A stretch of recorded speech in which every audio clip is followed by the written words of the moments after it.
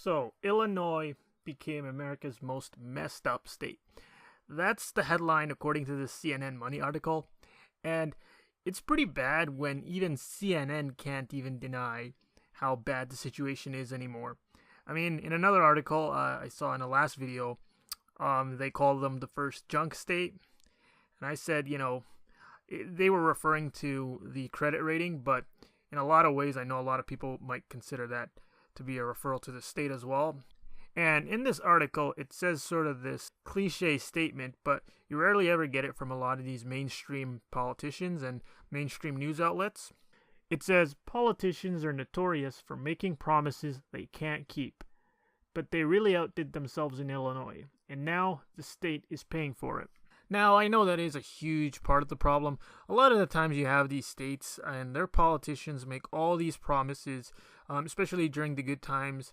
And the thing with a lot of these politicians is they can make a promise based on some rosy projection, and then it's not going to pan out. But for them, it doesn't really matter because they're not going to be there by the time that the consequences for this outdoing yourselves in terms of promises comes.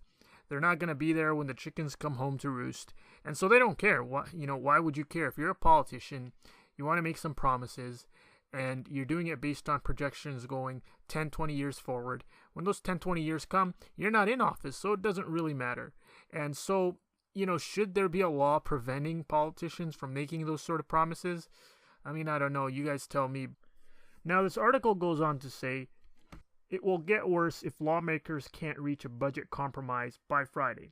This will be the third year in a row that America's fifth largest state has failed to pass a constitutionally required budget. Now, I don't know, how is it constitutionally required, yet they didn't have it for the past 2 years? That doesn't make any sense. Something doesn't add up here. And also, how are they functioning without a budget? I don't really understand that.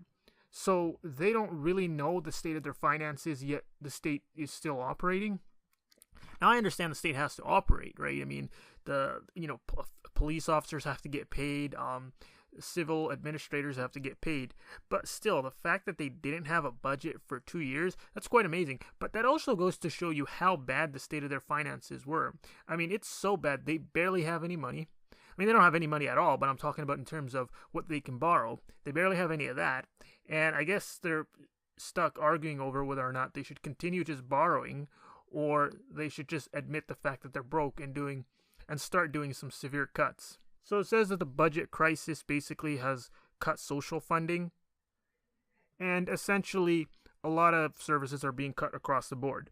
Now, I'm wondering if the police are part of that, because Chicago has noticed an increase in homicides recently.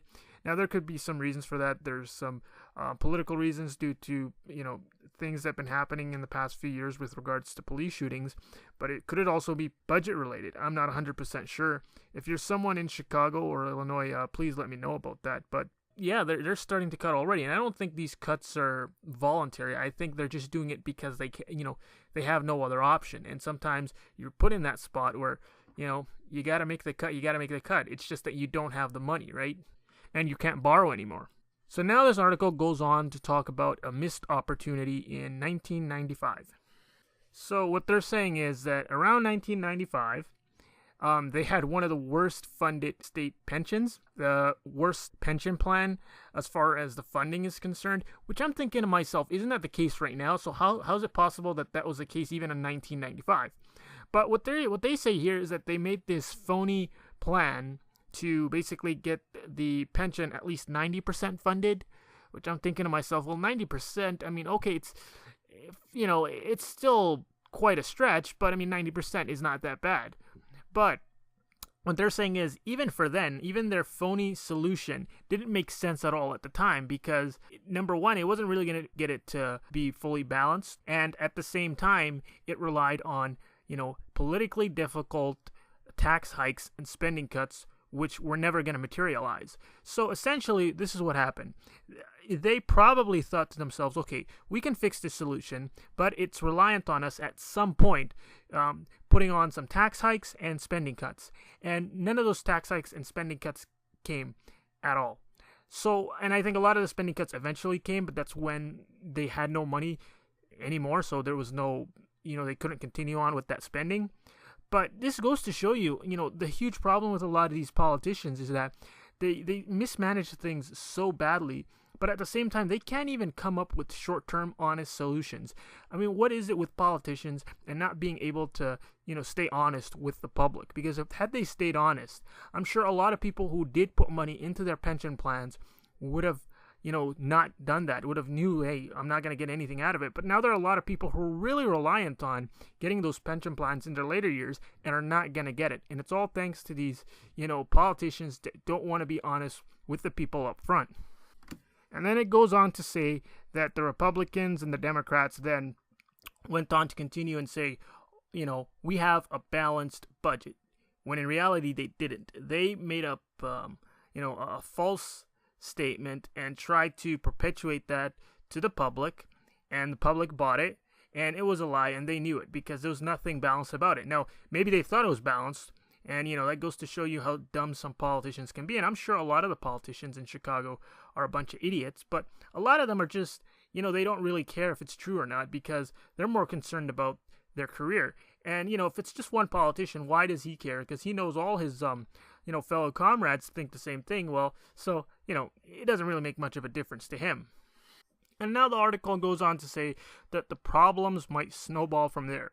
And Governor Bruce Rauner basically says, if these guys don't come up with a balanced budget, I'm not going to let them out of that session, And I'm thinking to myself, why did the politicians care? It's not like you can legally force them to stay in the session just because they couldn't come up with a balanced budget. I mean, they could get meals, they could get drinks. Heck, they could probably sleep in there if they wanted to.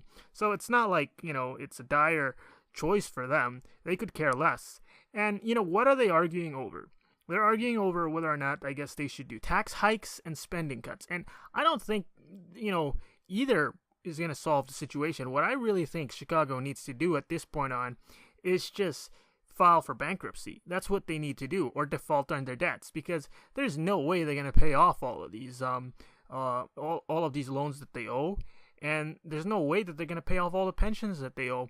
Chicago essentially should start forcing itself to run a balanced budget at this point on, because they're not going to have the money going forward. They don't have the industry, they don't have the economy, and the promises that they made and the budget that they're running, there's no way that could be funded.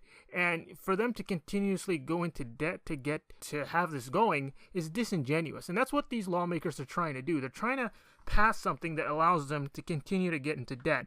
In reality, what they should do is just default and just restructure their finances so that they don't have to, pay, so that they don't have to continuously get into debt. Now, yes, I know the state is going to have to, go through massive amount of cuts in its services, but that's the only way. I mean, Illinois has to restructure itself one way or another. So, I mean, this is not an easy choice, but that's how it's going to have to be. So, guys, let me know what you think in the comment section below. Do you guys live in Illinois? Do you have friends that live in Illinois? Let me know in the comment section below, and thanks for listening.